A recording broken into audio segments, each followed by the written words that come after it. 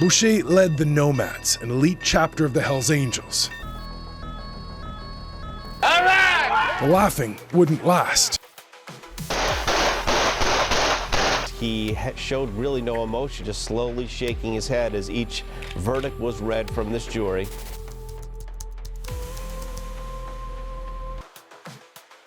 Today, we're focusing on a troubling situation in Berlin, Germany, where a group of individuals, including Kadir Padir, appeared in court for the shooting of a man. Kadir Padir, the leader of the Hells Angels, was being accused of attacking Tahir Özbek because Tahir hurt one of Padir's friends at a nightclub in Alexanderplatz. On January 10th, a security camera at the betting shop where Tahir was playing cards caught footage of 13 men going in through a side door, and some of them were wearing masks. While some of the attackers made sure other people in the place couldn't do anything, one of them pulled out a gun and shot Tahir 8 times. 6 of those shots hit Tahir, and he died right there. The whole thing happened quickly, just a few seconds. But because there was a camera recording, the police caught most of the people who did it. Kasazi, one among them, became fearful of facing a life sentence for his involvement in a group that caused someone's death. In 2019, a court in Berlin sentenced 8 members of the Hells Angels Berlin group, including their leader Kadir Padir, to life in prison. During his sentencing, Kadir Padir, the leader of the Hells Angels, didn't show any feelings or emotions. He remained calm and expressionless, even though he was given a life sentence in prison.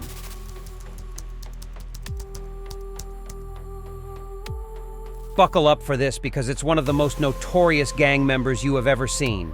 Maurice Boucher was a Canadian criminal who was part of a motorcycle club called the Hells Angels. He was in charge of a group within this club. Boucher led the Nomads, an elite chapter of the Hells Angels. He was known for his involvement in illegal activities like selling drugs and was also convicted of murder. Maurice Boucher was born in a town called Kausapskal in Quebec, Canada. He grew up in a poor neighborhood in Montreal with his family. Boucher's dad had problems with alcohol and would often hit his family. During the 1960s and 1970s, the construction industry in Quebec was controlled by a guy named André Desjardins, who was connected to the mafia. It made the world Boucher lived in a place where violence was normal and people didn't think twice about corruption, as it was normal for them. When he was 19, he stole $200 from a store. Then, in July 1974, he got a certificate for construction work. Since he needed money for drugs, he started doing more crimes. He got caught for breaking into places 3 times in 1974 and was put in detention for almost 6 months. His first adult crime was on November 5, 1974, when he broke into a store and tried to steal 23 boxes of cigarettes but got caught by the police. Boucher was addicted to alcohol, marijuana, and other drugs like cocaine and heroin. On November 5, 1975, he robbed a store with a gun and got caught. He was sent to prison for 40 months because he used a gun.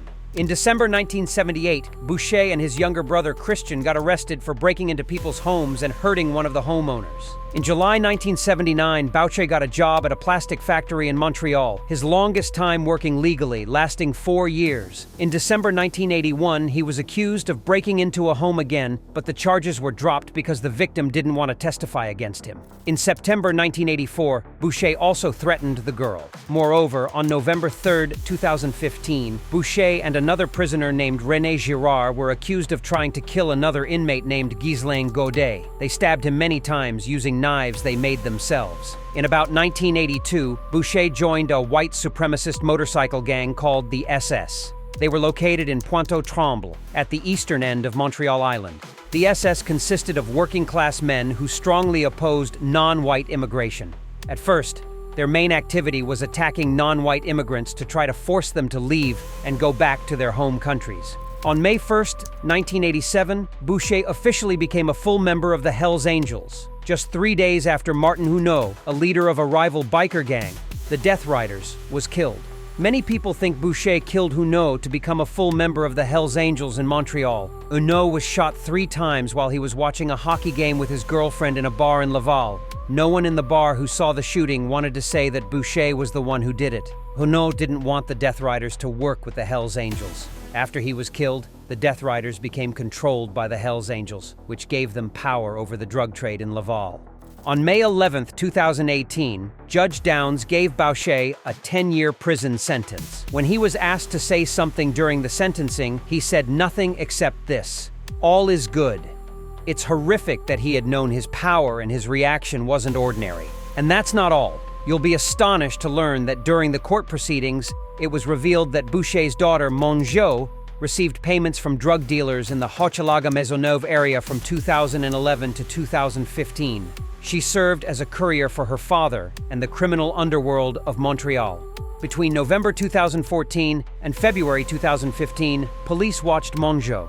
They saw drug dealers giving her bags of cash every Friday. She got between $100,000 to $160,000 each week. When they arrested her in February 2015, she had $60,000 in cash. It showed that even though Boucher had been in prison since 2002, he still had power and influence in the Montreal underworld.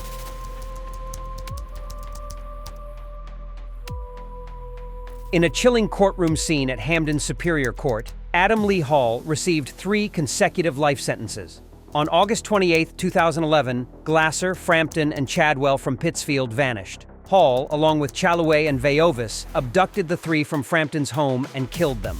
Hall stalked, intimidated, beat, framed, abducted, and murdered David Glasser, subjecting him to horrific mutilation. His friends Edward Frampton and Robert Chadwell met similarly gruesome fates, being shot, stabbed, and dismembered simply by their presence during Mr. Glasser's abduction. The victims' remains were discovered in Beckett about 2 weeks later. There was a series of confrontations, some of which turned violent, between Hall and Glasser from 2009 to 2011. Hall murdered Glasser to prevent him from testifying against him. The confrontations began in July 2009 when Hall assaulted Glasser with a baseball bat. Berkshire District Attorney David F. Capeless alleged that Hall then attempted to discredit Glasser as a witness by framing him for a fictitious armed robbery. These incidents led Hall to murder Glasser to prevent him from testifying against him. During sentencing, the judge claimed that Hall singled out David Glasser partly due to his vulnerability. Glasser had a mental disability, which made him an easy target. Furthermore, he manipulated and influenced young women, using them for criminal purposes to benefit himself. Surprisingly, Hall's attorney argued that there was no DNA or other forensic evidence connecting his client to the crimes, no murder weapons were recovered, and the location of the killings remained unknown. Well, there you have it. Adam Lee Hall found guilty on 3 counts of murder and various other charges. And that's not all. The most horrific and surprising part is that Hall showed no emotion during his sentencing, and his reaction wasn't something normal.